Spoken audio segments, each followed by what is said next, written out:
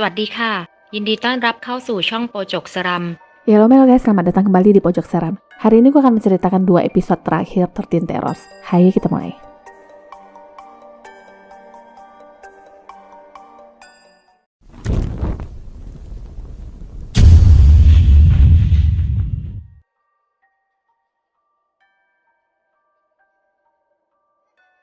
Kelas 11, ruangan 4, siswa bernama Wisarut sedang dibully oleh teman-temannya.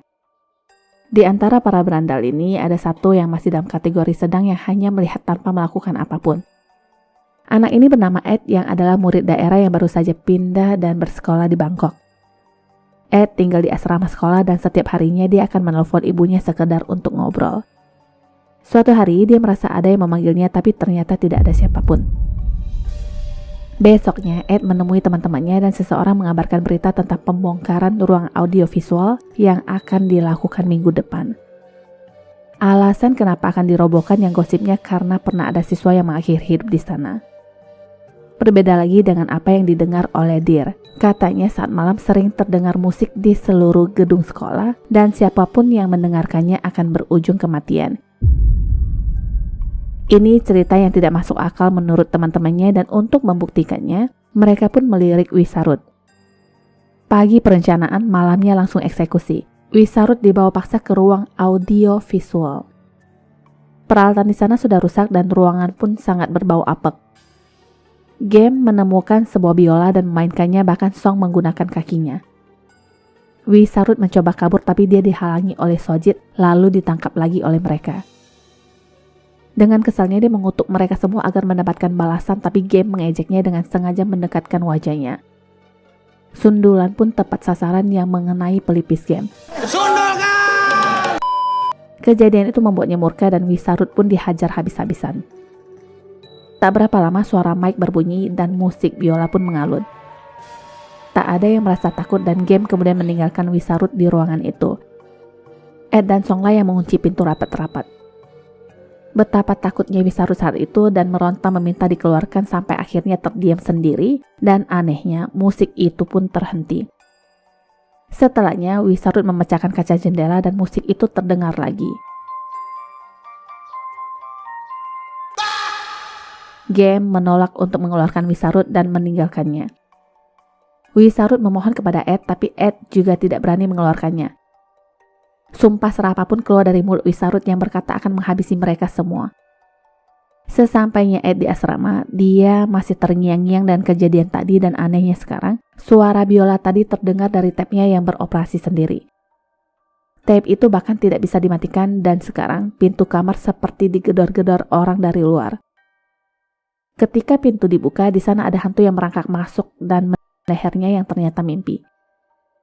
Mimpi yang terasa nyata dan besoknya, Wisarut tidak terlihat di kelas.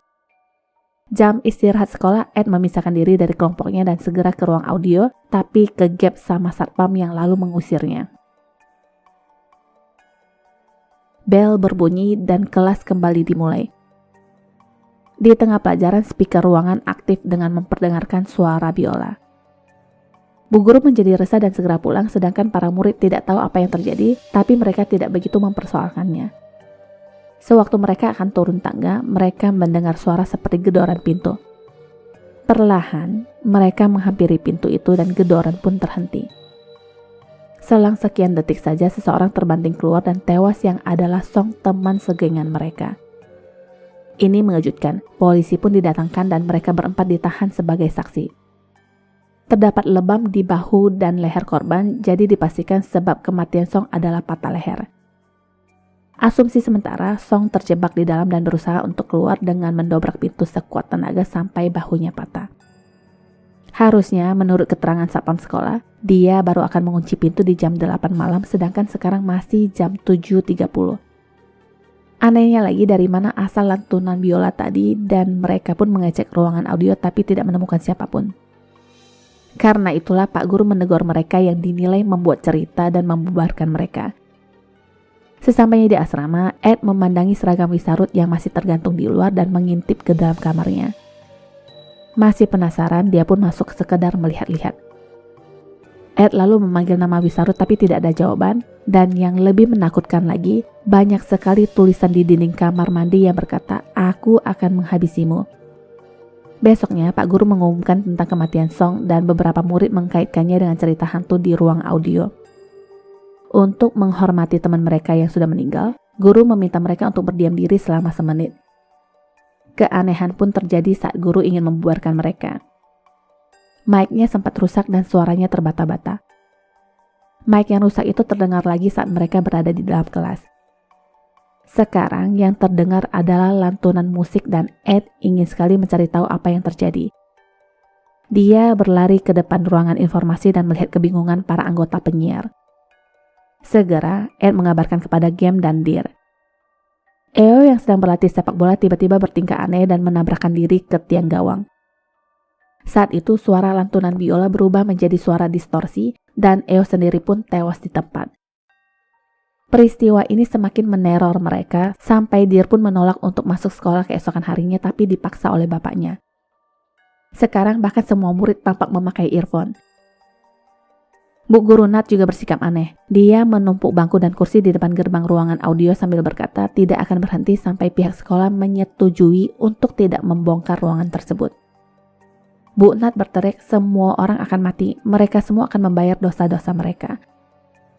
Perkataan ini dianggap nyeleneh dan Pak Kepsek tetap tidak akan merubah keputusannya. Dia tetap ingin merobohkan ruangan itu yang membuat Bu Nat murka dan langsung menyatakan resign. Setelah itu anak-anak kembali ke kelas dan suasana semakin terasa asing buat Ed. Sudah 2 bangku temannya yang kosong dan sewaktu dia ke toilet, lantunan lagu itu terdengar lagi. Anak-anak yang lainnya segera keluar dari gedung sekolah saking paniknya. Game meyakinkan Deer bahwa ini bukan apa-apa dan mengejarnya.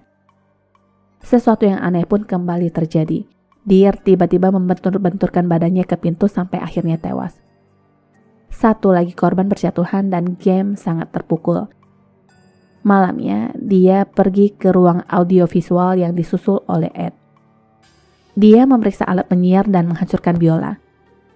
Ed terus-terusan mengajak Game menemukan Wisarut dan disinilah kebenaran pun terungkap.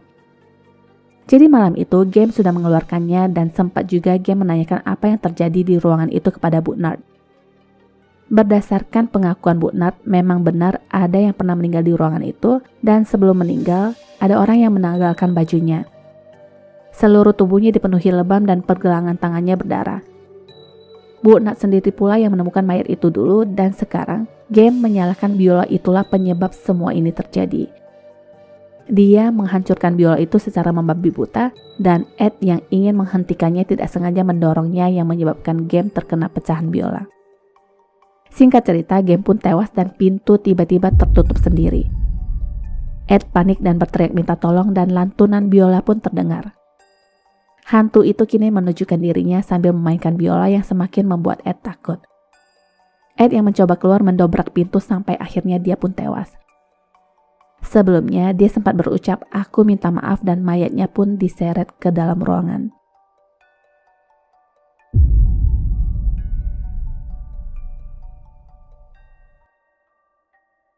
Bercerita tentang Tam yang menjadi bulan-bulanan di sekolahan.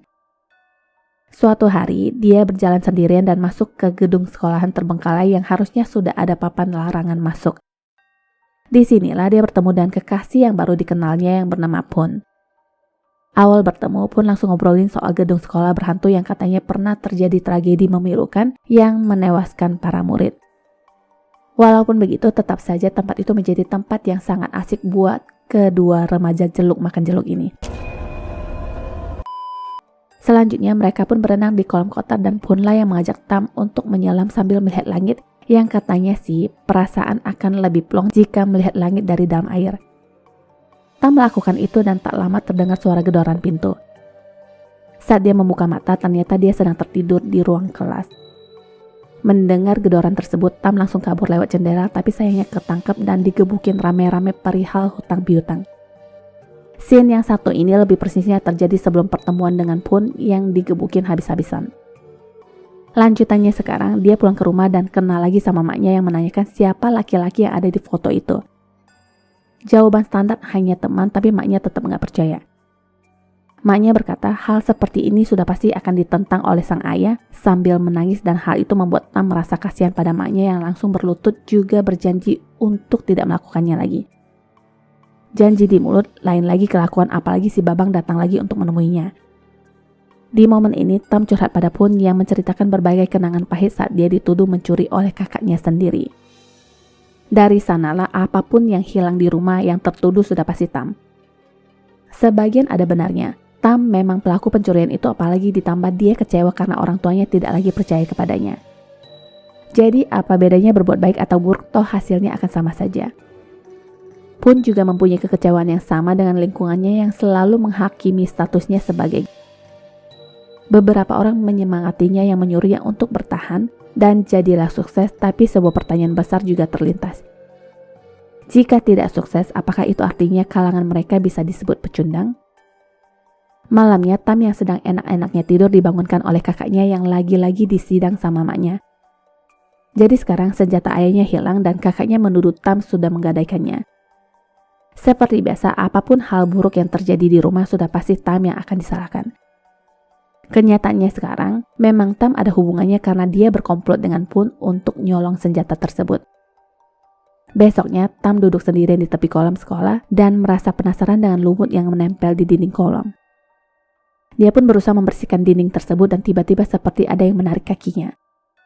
Beruntung Tam masih selamat dan ditarik oleh Pun, dan sesadarnya dia mengaku tidak mengingat apa yang terjadi. Pun lanjut menceritakan tragedi siswa yang pernah tenggelam di kolam yang ditemukan sudah membusuk selama 2 minggu.